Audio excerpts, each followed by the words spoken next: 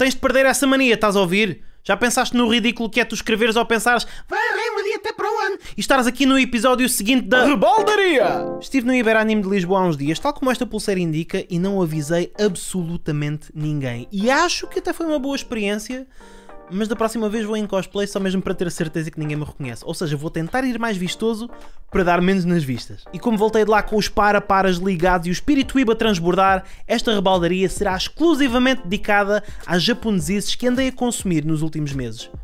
E vamos entrar logo a pé juntos. Attack on Titan, The Final Season, Parte 2. O único anime cujos episódios acompanhei religiosamente sempre no dia de lançamento, desde a sua estreia em 2013. Acompanhei e vou continuar a acompanhar, porque alguém teve a coragem de chamar a isto Final Season ainda antes do mangá estar terminado. As negociações devem ter sido, interessantíssimas. Isayama. Vamos anunciar agora a última temporada. E esse mangá está quase? Quase. Isto daqui ao final é um tirinho. Não se preocupem. Estúdio Mapa. Estás pronto para substituir o It Studio e dedicar-te de alma e coração a Attack on Titan? É claro que sim! Dedicação total! Isto vai ser o máximo! Nem sequer vamos fazer outras séries entretanto! Resumindo, em 2023 vamos ter a terceira e última parte, esperamos nós, de Attack on Titan The Final Season. 4 anos após o anúncio original. Falharam as contas por um bocadinho assim. Coitados dos fãs. E o que é que eu achei da temporada em si? Enquanto pessoa que adora plot twists e coisas que começam a fazer sentido após quase uma década a alimentarem-me com uma misteriosa sandes de presunto que afinal é de chouriço, mas na verdade é de torresmo, que uma pessoa mete à boca e sabe a queijo, abre para ver se tem manteiga e não tem, fecha e depois quando volta a abrir afinal tem... Está aprovada, eu gostei. Está boa. Tem muito mais ação, mistério, reviravoltas, traições, vingança, desespero, sequências de animação incríveis, penteados parecidos com o meu, uma música de abertura que é literalmente um estrondo e não apenas a parte 4 ou 5 do tema original, momentos completamente inesperados que, ao contrário do que é habitual, me fizeram usar a voz ao invés do nariz para reagir. Enfim, Attack on Titan é incrível e é uma série que eu recomendo a todos, gostem ou não de anime. Curiosamente, é também uma excelente alternativa para todos aqueles que não gostaram de The Last of Us Part 2. Vejam só, a Ellie tem o mesmo penteado e tudo. Coincidência? Acho que não! Attack on Titan The Final Season Part 2 leva 1000 rambalos. Demon Slayer Entertainment District Arc. Eu não consigo analisar Demon Slayer de uma maneira justa, porque enquanto série shounen, existe, é razoável. Mas enquanto animação, meus amigos, provocou o surgimento do Ashira do Aço nas minhas calças. Eu sei que poderia ter dito isto por ser uma temporada cujo palco é uma yukaku, ou seja, aquilo que a Reta de Koina não é, um bairro recheado de casas e bordéis onde o meretrício é legal. Mas não, estou mesmo a falar da qualidade da animação do estúdio Ufotable. Largos milhares de pessoas na internet a perder completamente a cabeça desde que a série estreou em 2019. Nunca tinham visto nada assim. E eu só pensava, coitados, nunca viram Fate Zero. Mas tinham razão, porque houve momentos verdadeiramente impressionantes na temporada de estreia. Principalmente a batalha contra um dos inimigos mais perigosos que encontraram. O Rui. Digam lá que não é um nome que impõe respeito. Rui. Até o meu senhorio me chamava Rui.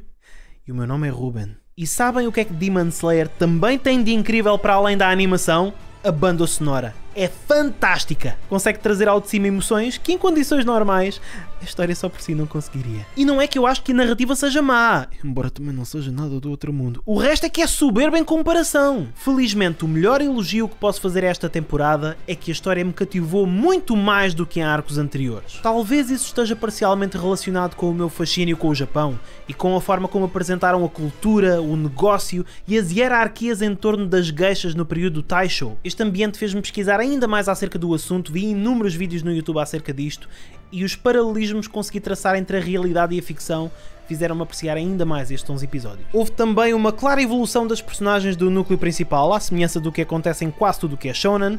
O Ashira do som Tengen Uzui é bastante habilidoso em combate e diria que ainda mais fora dele, não fosse ele ter 3 belíssimas esposas que são também ninjas, o que demonstra claramente que ele é um fã de forrobodó. E os vilões continuam a demonstrar que têm tanto de loucura e sede de sangue, como de fragilidade e até alguma humanidade. Só é pena que um deles tenha uma forma particularmente irritante de falar. Por falar em irritante, há uma coisa que eu tenho aqui atravessada que eu gostaria que alguém me explicasse, que é o seguinte. Zenitsu. Porquê? O Zenitsu é de longe a personagem mais popular no Japão, onde até faz algum sentido que o seja. Mas é também o exemplo perfeito de personagem que um amigo qualquer que já leu o mangá defende ao dizer: eu sei que ele agora é insuportável, mas dá-lhe 50 episódios e vais ver que não te vais arrepender. Ainda estou à espera. Oh Remedy, não percebes nada disto, pá. Nadinha, nadinha. O Zenitsu é uma personagem incrível. Ele é o meu favorito, estás a ouvir? Ele tem um coração puro, puro, e identifico-me bastante com ele. Bastante! Então estás com isso a dizer que tu só és útil e as pessoas só te conseguem aturar enquanto estás a dormir. É isso? Eu vi tantos, mas tantos cosplays de Zenitsu no Iberanime que só me apeteceu dizer: olha, isso está uma porcaria, mas experimenta fazer uma coisinha, fecha só os olhos por uns segundinhos só para... Não, agora está bom, agora está muito fixe, pá, agora sim, agora... Sim, senhor. Vai daqui um beijinho também para a Nezuko, que tão depressa consegue ficar com a minha altura de 50 cm, como consegue tornar-se numa adulta que passa milagrosamente de Copa B a Copa D sem cirurgias. Não, isso é incrível, sem dúvida alguma. Agora, ela continua a ser menor de idade. Seus rebarbados. Demon Slayer Entertainment District Arc leva 20 robalos a fazer cosplay de Michael Jackson. My Dress Up Darling. Já alguma vez começaram a ver uma série ironicamente, com a clara noção de que aquilo não é para vocês e que provavelmente não vão gostar, e passados 1 ou 2 episódios já estão tão investidos naquele universo que a coisa passou a ser mais do que um guilty pleasure e seria apenas estúpido parar? Então, apresento-vos My Dress Up Darling. Gojo é um estudante do ensino secundário que não partilha dos mesmos interesses que os rapazes da sua idade. Desportos? Não. Música? Não. Videojogos? Também não. Ele é mais bonecas. Literalmente. Desde criança que Gojo dedica os seus tempos livres à criação de bonecas Ina, uma paixão que lhe foi incutida pelo seu avô e uma arte que tem aperfeiçoado para tentar chegar ao seu nível, mesmo em detrimento das relações com os seus colegas da escola que desconhecem este talento. E é aqui que surge Marin Kitagawa, uma das raparigas mais populares, extrovertidas e bonitas da turma. E quando digo surge, digo voa de costas desde a entrada da sala de aula e só para quando bate com os cornos na secretária de Gojo. Assim, sem explicação nenhuma. Há uma colega que lhe pede desculpa. Sim, mas não especifica o porquê. Uma rasteira não faz uma pessoa voar assim. Nem um suplex faz uma pessoa voar assim. Como é que isto aconteceu? É um mistério que nunca vai ter resposta, meus amigos. Nunca. E será que foi paixão ao primeiro traumatismo craniano? Quase, foi mais por interesse. Marin descobre inadvertidamente que Gojo é um mestre a usar uma máquina de costura e, aproveitando o facto de ser uma moça obcecada por cosplay com o talento de um espantalho maneta, pede-lhe ajuda para realizar o sonho de dar vida à sua personagem favorita de um videojogo erótico. Se isto não é suficiente para vos convencer a ver esta série, eu não sei o que mais pode ser. Por acaso até sei. Esta é uma comédia romântica que parece ter quase tudo o que importa na medida certa.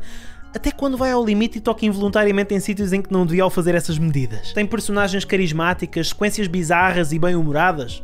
Sem dúvida. Mostra o processo criativo por detrás de um cosplay, desde a pesquisa e esboços até à parte mais minuciosa da maquilhagem. Mostra. Tem sessões de fotografia e eventos tal como na vida real para promover esse trabalho? Tem. É um anime fofinho, que nos deixa alegres e bem dispostos após cada episódio, e às vezes é tudo aquilo que é necessário, mas se era para ser realista, faltava-lhe uma coisa: deixar a comédia de lado e investir nos dramas, nas guerras e nas falsidades entre membros da comunidade cosplay. My Dress Up Darling leva 8 marimbalos. Ranking of Kings. Ranking of Kings tinha uma ingrata e árdua missão: tentar conquistar um lugar de destaque numa temporada em que as atenções estavam voltadas para gigantes como Attack on Titan, Demon Slayer e My Dress Up Darling. Porém, que ranking de gigantes ficaria completo sem o príncipezinho mais incrível de todos? Eu já não te cativo. Que é que foi, o invejoso? Custa-te alguma coisa ficar em segundo lugar uma vez na vida? Boji é um rapaz pequeno em tamanho, mas enorme em coração. Filho de Boss, o rei que ocupa o 7º lugar do ranking, que eu ainda não faço ponta de corno de ideia para que é que serve ou porque é que existe. Será que existe uma Liga de Reis e o que fica em primeiro lugar vai à Champions e os outros vão à Liga Europa? Eu não sei, não faço a mínima ideia. Qual é o propósito? Existe uma resposta clara para isto na série ou foi tão secundário que eu não me apercebi?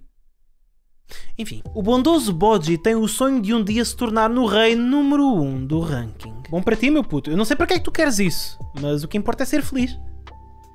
Coisa que tu não és. Embora se apresente perante o reino com um sorriso contagiante na cara, Bojji tem perfeita noção de que é ridicularizado e menosprezado por todos, não só por culpa da sua baixa estatura e fragilidade, mas acima de tudo, por ser surdo-mudo. O que na perspectiva dos que o rodeiam, mesmo sendo o mais velho de 2 irmãos, não fará dele um bom sucessor no trono. Mas fará deste um anime do caraças. A Silent Voice, banger! Dororo, banger! Ranking of Kings, banger! Receita para o sucesso, ter um protagonista surdo-mudo. Nunca falha, meus amigos. Numa situação igualmente dramática, encontra-se Kage, o último sobrevivente do seu clã, e uma entidade incompreendida com uma vida recheada de violência, dor e tortura, tanto física como psicológica. E embora eu seja um gajo de humanidades, notei aqui um claro padrão de menos com menos dá mais. Após um início de relação algo atribulado, Bojji e Kage rapidamente se tornam unha e carne. A amizade entre estes dois é autêntica e move montanhas, e o momento em que se torna oficial é de fazer chorar as pedras da calçada. Ou de ficar na mesma, no meu caso. Tinha a minha namorada ao lado e não queria fazer figuras tristes. E acredito que por esta altura já tenham percebido, mas o estilo de animação engana. O aspecto fantástico, inocente e infantil, que parece quase um híbrido entre filmes icónicos do estúdio Ghibli e o design característico da Akira Toriyama, pode afastar possíveis espectadores habituados a algo mais comum e familiar nesta indústria. Mas não sejam preconceituosos. O Wit Studio, sim, meus amigos, o estúdio responsável pelas primeiras temporadas de Attack on Titan, fez um trabalho monstruoso com esta série que tem mais de Game of Thrones do que de Ruka. Ainda assim há choradeira em quase tudo que é episódio, é impressionante. As personagens aparentam ser estereotipadas e bidimensionais ao início e acredito que tenha sido essa a intenção do autor. Aliás, basta tomar o mínimo de atenção a alguns dos nomes para perceber isso. Boss é o rei, obviamente. Healing, a rainha e madrasta de Bojji. Qual será a sua habilidade? Encher balões usando... Não, é curar mesmo, é curar. Kage, parece diarreia com olhos? Parece. Um bocadinho escura, mas até faz algum sentido em português. Agora, este é o termo japonês para sombra, coisa que ele é. Contudo, ao contrário do que acontece em muitas outras séries anime, em que facilmente preenchemos um bingo de clichês, Ranking of Kings está recheado de personagens ricas e imprevisíveis. Quase ninguém é o que parece. Nem tudo é preto ou branco. Ah, mas eu vi a série e para mim foi tudo extremamente óbvio e previsível. Parabéns, campeão. Chamas-te Eugénio? Se calhar devias. De realçar ainda que a segunda metade da temporada pode dividir opiniões, que a língua gestual utilizada pelas personagens foi aprovada pela Federação Japonesa de Surdos e que a segunda música de abertura é inacreditável. O casamento entre a animação, o simbolismo, a letra e as flutuações de intensidade na voz e no ritmo é de arrepiar a espinha e os pelos do cu. Então não é que o raio do tema começa-me com a frase: neste momento há alguém a aguentar as lágrimas? Sou eu! Não é preciso procurar mais, sou euzinho! Querem pôr-me a chorar? Metam-me a ver esta abertura sem a minha namorada por perto. Até soluço! Ranking of Kings leva 95 reibalos. Então e vocês continuam sem perceber a pontuação em robalos? O melhor que têm a fazer é clicarem aqui algures para verem o episódio de estreia, porque ou não tomaram atenção ou ficaram demasiado abismados com a minha sensualidade no final da... Rebaldaria!